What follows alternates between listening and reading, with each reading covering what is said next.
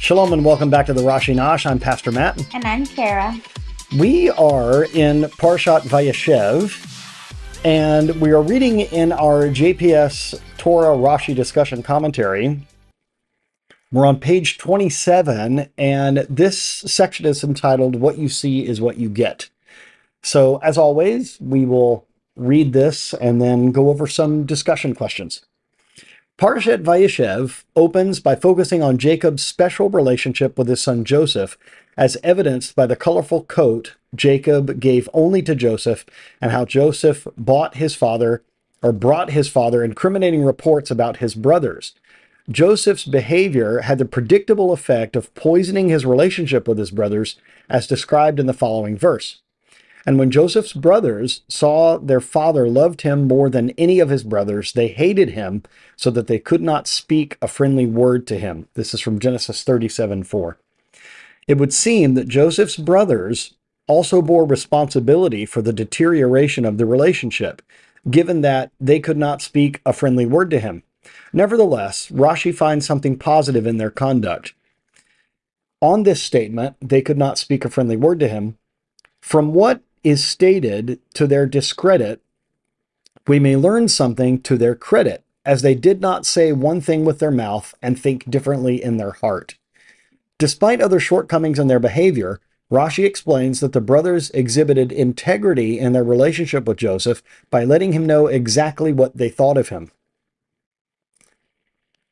This is commendable. A hallmark of any authentic relationship is knowing where the parties stand with one another. This generally requires candid communication. If one party feels aggrieved, it is difficult for the relationship to be restored to health unless this grievance is carefully communicated to the other party. While this may be a sensitive process fraught with risk, it also may be the best way to rebuild a damaged relationship. Now, before we get into our discussion questions, I find it interesting that the attitude by Rashi is, well, at least they were honest. At least they weren't hypocritical. And how many times do we hear that accusation that religious people are hypocrites? They say one thing and do another. So at least they were forthright in their feelings. At least they were honest with what they felt in their hearts. So here are a couple of questions for us. If you have siblings, has your relationship been characterized by sibling rivalry? If yes, how so?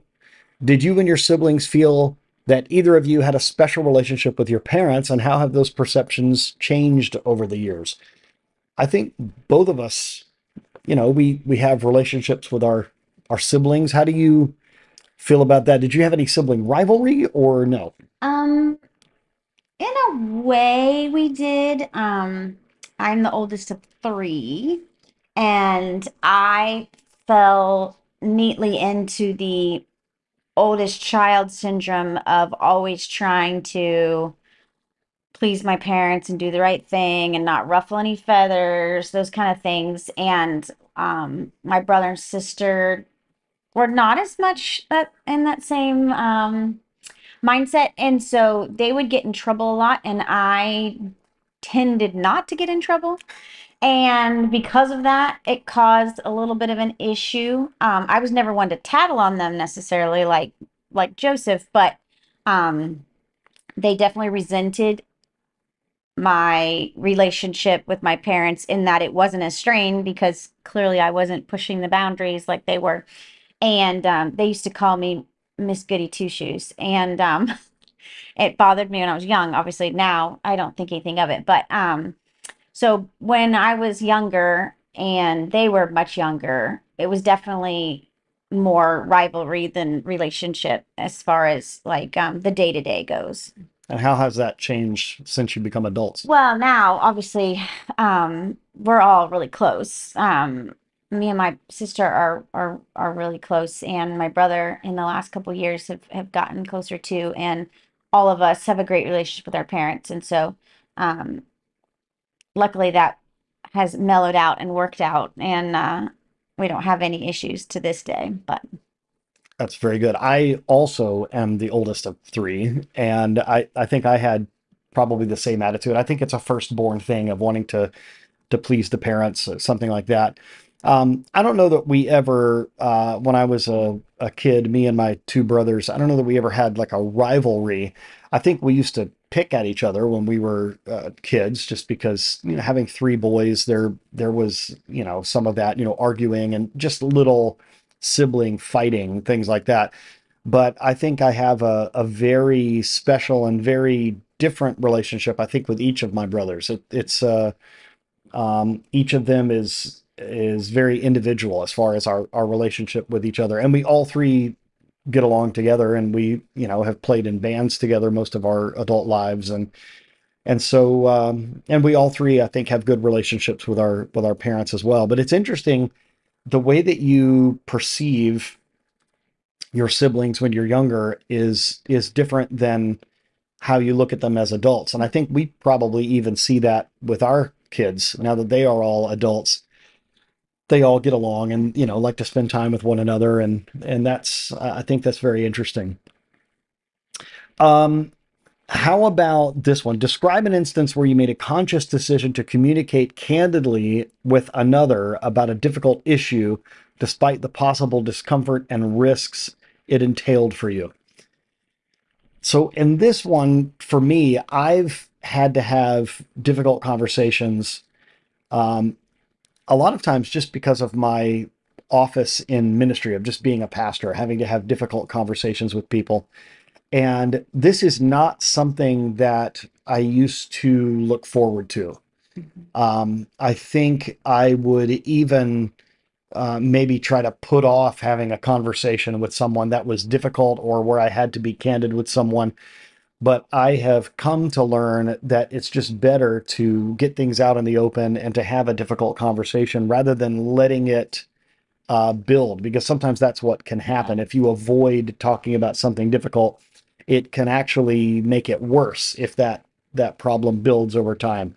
So I think frequently, I wouldn't say weekly maybe, but frequently, several times a month, I'll have to have a difficult conversation with someone in our own congregation, or even with some of you that watch. I do office hours for our yeshiva where I do counseling over Zoom, and people will come in and have a certain issue, and sometimes I have to tell those people that you are the problem in this situation, and perhaps some behavior or a certain stance needs to be addressed or changed, if that makes sense. Yeah.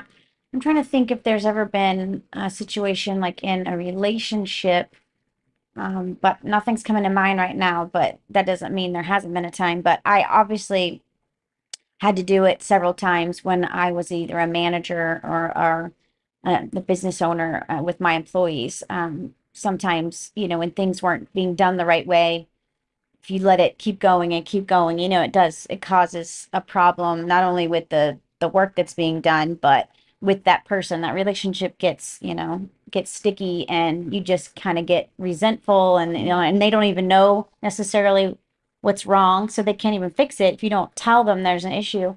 And so I definitely don't enjoy those conversations even to this day. I try to avoid them when I can, but I have learned the value of being upfront with someone when it comes to things like that, because it does make it to where sometimes you can nip a problem right then, instead of it dragging on and becoming a bigger issue. Hmm. I don't know that anyone likes to have those kind of conversations. I think if you do, maybe, You're in the wrong place. yeah, maybe we need to have a talk with you if you like to have those types of conversations. But I think I like the way that Rashi points this out. It is better if you are disagreeing with someone, or even if someone just annoys you or gets on your nerves. It might be better for you to get it out in the open and just to speak candidly about it, rather than to act nice and kind in front of them, but then to be upset with them Yeah. behind their backs. I think this is a much better thing. So, what about you? Do you have siblings? Have you had ever a bit of sibling rivalry? Have you tried to perhaps gain special attention from your parents, even as an adult? These are questions that I think need to be answered honestly. And maybe this week you need to have a difficult conversation with someone, maybe in your job or maybe in your family. Trust me, we have seen it the other way where you don't have that difficult conversation and it just makes it worse. I would say the sooner you can have a difficult conversation, the better. Otherwise, like you said, the person might not even know that they're doing something wrong, and they certainly can't fix it unless they are told. So be brave, be bold, and be candid as you have your conversations, but speak the truth in love.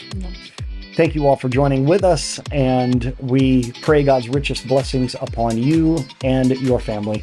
Shalom.